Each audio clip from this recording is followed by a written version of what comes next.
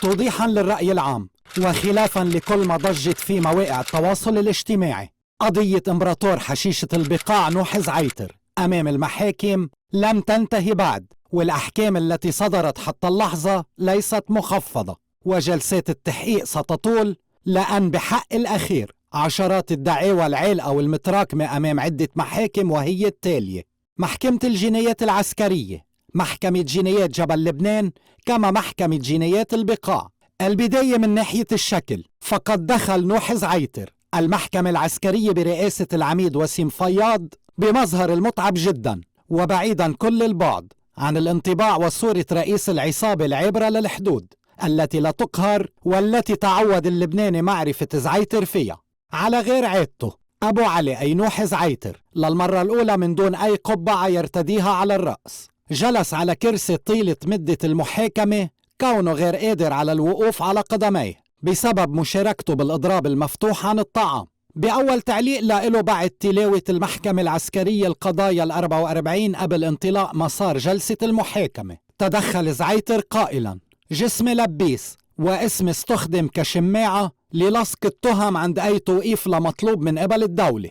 أبو علي حاول أمام المحكمة إعطاء صورة المتعاون موضحا التالي: سلمت نفسي طوعا للجيش اللبناني وبقرار شخصي مني، نافيا أي عملية أدت لإلقاء القبض عليه بالقوة. ماذا حصل اليوم من ناحية المضمون؟ قضائيا حضر أمام المحكمة العسكرية 43 ملف بحق زعيتر بجرائم جنحية أقدم بيمتد من سنة 1998، وتتنوع بين إطلاق تهديدات بحق عسكريين، الإتجار ونقل الأسلحة، إطلاق نار، الضرب ومقاومة سلبية، كما انتحال صفة أمنية.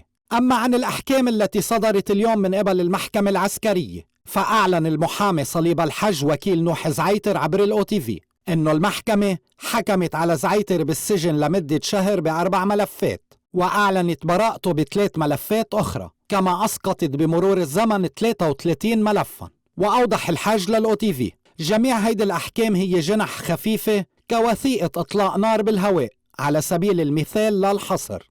المسار القضائي مستمر والملفات الدسمة لم تفتح بعد، حيث كشف المحامي الحاج للOTV بأنه قرابة 50 ملفا لا يزال ينتظر نوح زعيتر، وهي ملفات الجنايات بجرائم كتجارة المخدرات والقتل وإطلاق النار على الجيش اللبناني. بسياق متصل وعلى وقع تحديد المحكمة العسكرية جلسة الاستجواب القادمة لنوح زعيتر ب5 أيار المقبل.